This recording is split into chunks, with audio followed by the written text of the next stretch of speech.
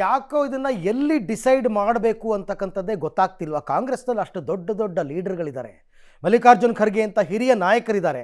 ಈಗ ಕೊನೆಗೆ ಇದನ್ನ ಡೆಲ್ಲಿನಲ್ಲೇ ಡಿಸೈಡ್ ಮಾಡೋಣ ಅನ್ನುವಂತಹ ಒಂದು ನಿರ್ಧಾರಕ್ಕೆ ಬಂದಂಗೆ ಕಾಣ್ತಾ ಇದೆ.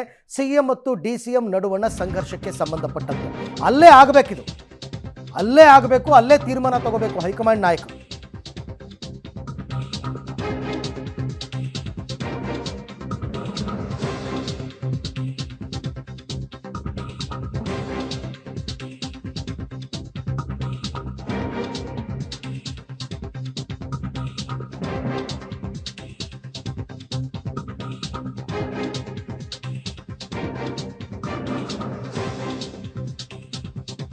ಯಾಕೋ ತಾರಕಕ್ಕೆ ಹೋಗ್ತಾ ಇದೆ ಅಂತ ಅನ್ನಿಸ್ತಾ ಇದೆ ಕಾಂಗ್ರೆಸ್ ಕಿತ್ತಾಟ. ಪಬ್ಲಿಕ್ ಟಿವಿಯ ಬಿಗ್ ಎಕ್ಸ್ಕ್ಲೂಸಿವ್ ಇದು. ಕಾಂಗ್ರೆಸ್ ಕದನವನ್ನು ಡೆಲ್ಲಿ ಅಂಗಡದಲ್ಲೇ ಡಿಸೈಡ್ ಮಾಡೋಣ ಅಂತಕ್ಕಂಥ ತೀರ್ಮಾನಕ್ಕೆ ಬಂದಿದ್ದಾರೆ. CM DCM ಇಬ್ಬರನ್ನೂ ಜೊತೆನಲ್ಲಿ ಕೂರಿಸ್ಕೊಂಡು ಒಂದು ಮಹಾ ಸಂದೇಶವನ್ನು ರಾಜ್ಯಕ್ಕೆ ಕೊಡಬೇಕು ಅಂತ ಸಚಿವರು ಶಾಸಕರ ಗೊಂದಲಕ್ಕೆ ತೆರೆ ಎಳೆಯೋದಕ್ಕೆ ಹೈಕಮಾಂಡ್ ಪ್ಲ್ಯಾನ್ ಮಾಡಿಕೊಂಡಿದೆ. ಈ ಪವರ್ ಶೇರ್ ವಿಚಾರ, 1 ಪರ್ಸನ್ 1 ಪೋಸ್ಟ್ ಬಗ್ಗೆ ಕ್ಲಿಯರ್ ಸಂದೇಶವನ್ನು ಕೊಡೋದು. ನಾವು ಹೇಳುವ ತನಕ ಎಲ್ಲರೂ ಸುಮ್ಮನಿರಬೇಕು. ಸದ್ಯಕ್ಕೆ ಹೈಕಮಾಂಡ್ ಮುಂದೆ ಯಾವುದೇ ಸೂತ್ರ ತೀರ್ಮಾನ ಇಲ್ಲ. ತೀರ್ಮಾನ ಮಾಡಬೇಕಾದ್ರೆ ಹೈಕಮಾಂಡ್ ಹೇಳುತ್ತೆ, ಅಲ್ಲಿ ತನಕ ಎಲ್ಲ ಸದ್ಯಕ್ಕೆ ಸುಮ್ಮನಿರಿ. ಹೀಗೆ CM DCM ಕೂರಿಸ್ಕೊಂಡು AICC ಸಂದೇಶ ಕೊಡ್ತಕ್ಕಂಥ ಸಾಧ್ಯತೆ ಇದೆ. ಈ ಮೂಲಕ ಬಹಿರಂಗ ಹೇಳಿಕೆಗಳಿಗೆ ಅಲ್ಪ ವಿರಾಮ ಇಡುವ ತಂತ್ರ. ಆಯಿತು, ನೀವು ಹಿಂಗೆ ಹೇಳ್ಬಿಡ್ತೀರಾ ಅಂತಲೇ ಅಂದ್ಕೊಳ್ಳೋಣ, ಸೈಲೆಂಟ್ ಆಗಿಬಿಡ್ತಾರಾ ಎಲ್ಲರೂ?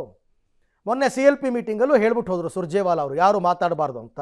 ಅವ್ರು ಹೇಳಿ ಹೋದ್ಮೇಲೆ ಕೆಲವು ಮಂತ್ರಿಗಳೆಲ್ಲ ಜೋರಾಗಿ ಮಾತಾಡ್ತಾ ಇದ್ರು.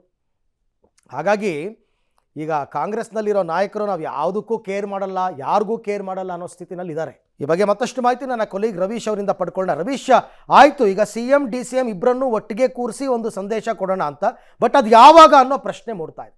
ಅರವಿಂದ್, ಖಂಡಿತವಾಗಿ ಕೂಡ ಈಗ ಆಗ್ತಾ ಇರ್ತಕ್ಕಂಥ ಬೆಳವಣಿಗೆಗಳೇನಿದೆ ಇದು ಕಾಂಗ್ರೆಸ್ನ ಹೈಕಮಾಂಡ್ಗೆ ಮುಜುಗರ ತಂದಿದೆ. ಆದರೂ ಕೂಡ ಬಹಿರಂಗವಾಗಿ ಯಾವುದೇ ರೀತಿಯ ನಮ್ಮಲ್ಲಿ ಗೊಂದಲ ಇಲ್ಲ ಅನ್ನೋದು ಸ್ಪಷ್ಟನೆಯನ್ನು ಸುರ್ಜೇವಾಲಾ ಅವರು ಕೊಡ್ತಾನೆ ಬಂದಿದ್ದಾರೆ.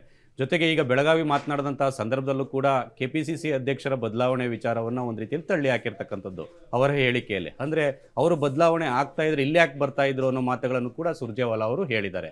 ಹಾಗಾಗಿ ಇದೆಲ್ಲವನ್ನು ಕೂಡ ನೋಡೋದಾದ್ರೆ ಎಲ್ಲೊಂದು ಕಡೆ ಬೆಳಗಾವಿ ಸಮಾವೇಶದ ಬಳಿಕ ಒಂದು ಕ್ಲಾರಿಟಿ ಕೊಡೋದಕ್ಕೆ BJP ಕಾಂಗ್ರೆಸ್ನ ಹೈಕಮಾಂಡ್ ಮುಂದಾಗಿದೆ ಅಂತ ಕೂಡ ಹೇಳ್ಬೋದಾಗಿದೆ.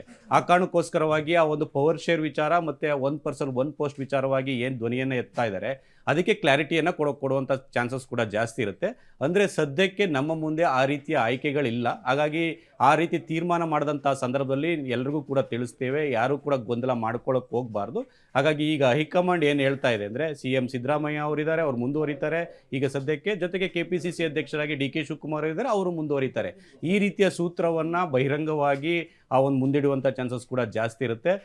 ಸಿದ್ದರಾಮಯ್ಯ ಆಪ್ತ ಸಚಿವರಾಗಿರ್ಬೋದು, ಶಾಸಕರುಗಳಿಗೂ ಎಲ್ರಿಗೂ ಕೂಡ ಒಂದು ರೀತಿಯಲ್ಲಿ ಖಡಕ್ ಸಂದೇಶ ರವಾನೆ ಮಾಡೋದಕ್ಕೂ ಕೂಡ ಮುಂದಾಗಿದ್ದಾರೆ ಅಂತ ಹೇಳಲಾಗ್ತದೆ. ಜನವರಿ ಕಡೆ ವಾರ ಅಥವಾ ಫೆಬ್ರವರಿ ಮೊದಲ ವಾರದಲ್ಲಿ ಈ ರೀತಿಯ ಒಂದು ಸಿಟ್ಟಿಂಗ್ ಡೆಲ್ಲಿಯಲ್ಲಿ ನಡೆಯುತ್ತೆ ಅಂತ ಕಾಂಗ್ರೆಸ್ನ ಮೂಲಗಳಿಂದ ಬಂದಿರತಕ್ಕಂಥದ್ದು. Arvind, right Ravish, thank you, ತಮ್ಮೆಲ್ಲ ಮಾಹಿತಿಗೆ ಧನ್ಯವಾದ. ಬಟ್ ಕೆಲವರು ಕೇಳ್ತಿರೋದು KPCC ಅಧ್ಯಕ್ಷರ ವಿಚಾರದಲ್ಲಿ ನಾವು ಆಗ್ರಹ ಮಾಡ್ತಿಲ್ಲಪ್ಪ.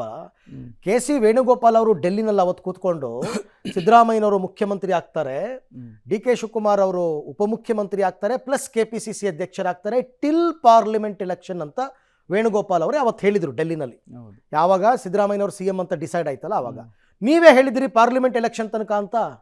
ಈಗ ಮುಗೀತಲ್ಲ ಪಾರ್ಲಿಮೆಂಟ್ ಎಲೆಕ್ಷನ್ನು, ಈಗ KPCC ಅಧ್ಯಕ್ಷರನ್ನ ಬದಲಾಯಿಸಿ. ಯಾಕೆಂದರೆ ಅದ್ರ ಮೇಲೆ ಕಣ್ಣಿಟ್ಕೊಂಡು ಕೂತಿರ್ತಕ್ಕಂಥವ್ರು ರಾಜಣ್ಣ ಅವರು ಕಣ್ಣಿಟ್ಟಿದ್ದಾರೆ, ಸತೀಶ್ ಜಾರಕಿಹೊಳಿ ಅವರು ಕಣ್ಣಿಟ್ಟಿದ್ದಾರೆ. ನಮಗೆ ಕೊಡಿ, ಅವ್ರದ್ದು ಮುಗೀತಲ್ಲ ಅಧಿಕಾರಾವಧಿ ಅಂತಕ್ಕಂಥದ್ದು. ಅದಕ್ಕೇನು ಮದ್ದು ನೋಡೋಣ.